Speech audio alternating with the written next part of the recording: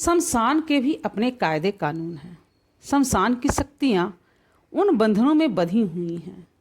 अगर वो इन बंधनों को तोड़कर बाहरी जीवित लोगों पर आक्रामक होंगी तो उन्हें इसका दंड भुगतना ही होगा।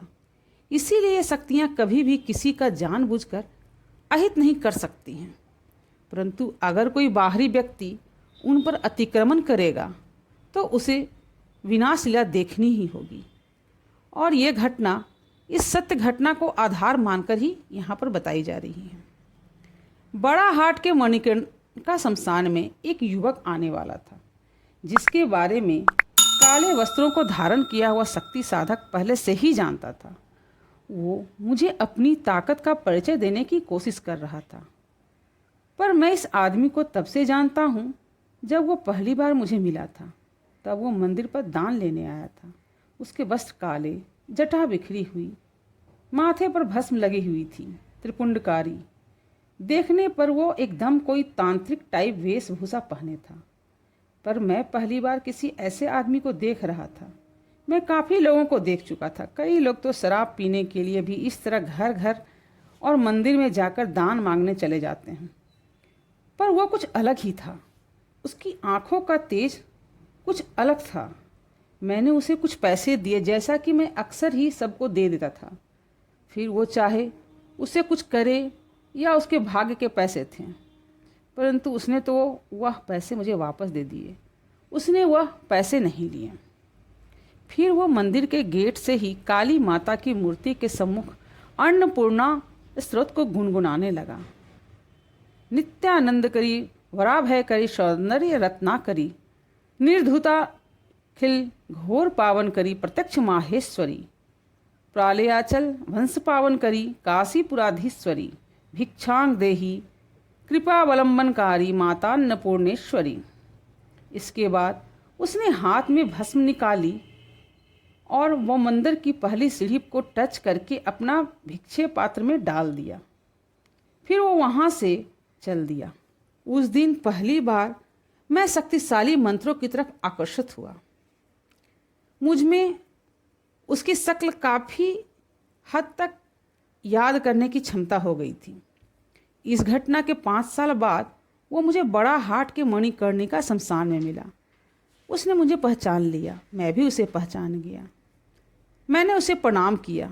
तब उसने कहा, तुम्हारी पिपासा और जिज्ञासा तुम्हें यहाँ खींच लाई है। मैं जानता हूँ कि तुम क्या देखना चाहते हो। कुछ ही देर में एक युवक यहाँ पर आएगा। तुम्हें कुछ वक्त मुझे देना होगा, लगभग 2 दिन।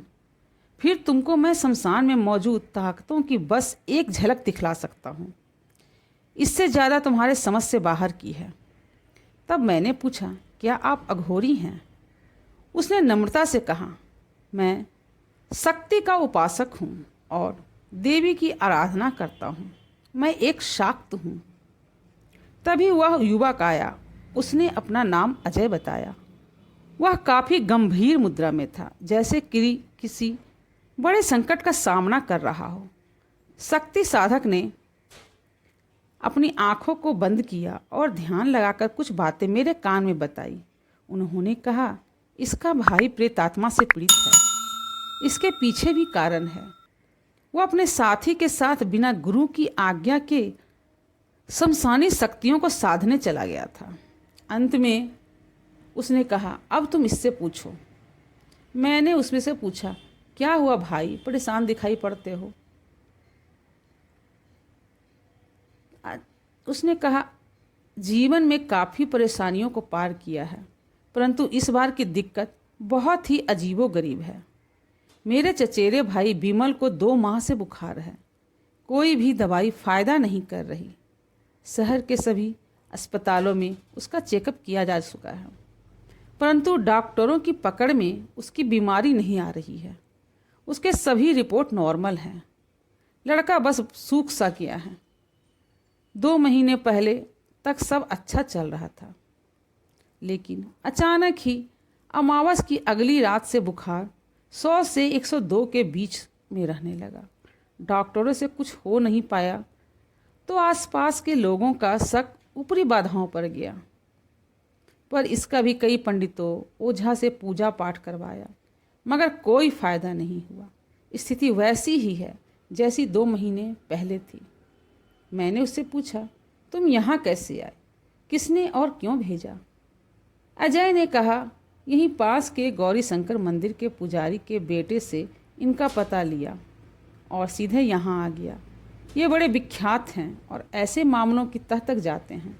हम भी इसी आशा से आए हैं। अब मुझे तय करना था कि मैं इससे आगे जाऊं या नहीं जाऊं। तभी साक्त उठा और मुझसे कहा, चलोगे? मैंने कहा हाँ। साक्त साधक उठा और उसने अपने साथ मुझे भी चलने का इशारा किया। मैं उठा और उनके साथ चल दिया। चलो, तुम्हारे घर जाकर ये मामला समझना होगा, उन्होंने अजय से कहा। अजय ने कहा, ठीक है। अजय गाड़ी लेकर आया था। हम सभी उसके साथ बैठकर कुछ ही देर में उसके घर पहुंच गए। उसके घर में घुसते ही अजीब सी मनहूसियत का आभास हुआ। घर बिल्कुल भी घर जैसा नहीं लगा। सभी लोग उस लड़के के लिए चिंतित थे जिसका नाम विमल था। समूचा वातावरण रुग्ण और बोझिल था। 20-21 वर्ष का वह युवक विमल बिस्तर पर पड़ा था। बीमारी ने वाकई ही उसे बेहद कमज़ोर बना दिया था। उसकी माँ के आंसू रुकने का नाम ही नहीं ले रहे थे। साक्त साधक पर इसका प्रभाव नहीं पड़ा था, परंतु मेरी हृदय उसकी तरह पाषाणिक नहीं थी। मैं नम आँखों से युवक की ओर देख रहा था। बीमार युवक का शरीर वाकई सूख चुका था, जैसे उसके शरीर में खून की कमी हो गई हो या फिर कोई जीव भीतर ही भीतर उसे कचोट रहा था। मैंने उसकी आंखों को निहारा तो मुझे उसकी आंखों में कुछ भी नज़र नहीं आया, परंतु जैसे ही उस साक्त साधक ने उससे नज़रें मिलाई तो विमल ने अपनी आंखें उससे हटाई और कसकर बंद कर ली, मानो वह उसकी ऊर्जा से घबरा रहा था। साधक ने पूछा, कब से बीमार पड़ा हुआ है? उसकी माँ ने कहा, लगभग 2 महीने हो गए बाबूजी। इसके मुंह का पानी तक सूख गया था। पता नहीं किसकी नज़र लग गई। इकलौता लड़का है, ज़मीन जायदाद है, सब कुछ सही, ना किसी से दुश्मनी ना कोई बैर, फिर भी लल्ला की यह हालत हो गई है। साधक बोला, माँ जी, इसकी हरकतें कुछ अजीब सी लगी आपको? उसकी माँ ने कहा, हाँ, पहले पहल एकाएक बेसुध होकर गिर गया था हमारा लल्ला। तभी अजय ने कहा, हमने डॉक्टर को दिखाया तो उसने कुछ बीमारी नहीं है ऐसी बात बताई। फिर कुछ दिन बाद एक रात इसकी तबीयत देखने गए तो ये कमरे में था ही नहीं, घर में भी नहीं था। तो हम इसे ढूंढने निकले और यह सड़क के किनारे न जाने क्या कर रहा था। पूरा दिन बड़बड़ाता रहा। इसके बाद 2-3 बार यही हुआ तो हम लोगों ने घर में कैमरे लगवा लिए। तब हमें पता चला कि विमल आधी रात को आंखें बंद करके अजीब अजीब हरकतें करता रहता है और कुछ न कुछ बड़बड़ाता रहता है। दिन में भी बुखार और रात में स्वस्थ आदमी की तरह दौड़ता उछलता कूदता है। इसे पकड़ने को भी 3-4 लोगों को एक साथ आना पड़ता है, तब जाकर कहीं यह काबू हो पाता है। साक्त साधक ने कहा, मैं समझ गया, कभी यह शमशान वगैरह गया है क्या? अजय ने कहा, नहीं, बिल्कुल नहीं, यह तो घर के बाहर भी नौकरों के साथ ही निकलता है। पता नहीं कब यह सब शुरू हुआ। तभी शक्ति साधक ने कहा, आज शाम को सब स्पष्ट हो जाएगा। और साक्त साधक के चेहरे पर एक रहस्यमयी मुस्कान उभर आई।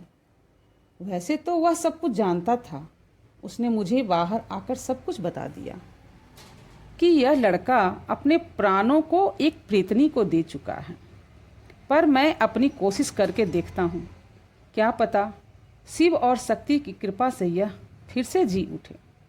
उसी समय अजय ने शक्ति साधक के द्वारा बताई गई कुछ सामग्री मंगवाई और शाम को एक विशेष पूजन करने के लिए कहा।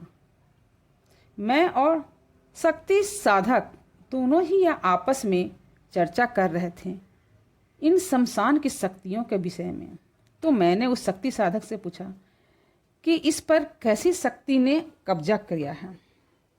तो शक्ति साधक ने कहा, वो आज रात को ही देख लेना, वह स्वयं हमें सब कुछ बता देगा। इस पर मैंने कहा, पर मुझे तो वह किसी आंतरिक बीमारी से ग्रस्त दिखाई पड़ता है, क्या वो इससे ठीक हो जाएगा? शक्ति साधक ने मेरी आंखों में देखते हुए कहा, हर कोई इतना खुशकिस्मत नहीं होता। कई लोगों को ये आत्मा भीतर से ही समाप्त कर चुकी होती है। उनके शरीर से आत्मा निकलते ही वह मृत हो जाते हैं। तो वैसे ही उस लड़के के ऊपर भी काफी लंबे से यह आत्मा रह रही है।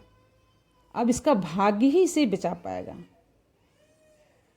अब यह बचेगा या नहीं बचेगा, यह सब प्रकृति पर निर्भर है। तभी अजय सब सामान लेकर आ गया। लुबान, कपूर, लौंग, इलायची, पीली सरसों, पान, मत्स्य और मदिरा। ये सभी चीज़ें एक आत्मा को बुलाने के लिए थीं, जो कि उस शक्ति साधक ने ऐसा किया था। Like, share and subscribe for next part.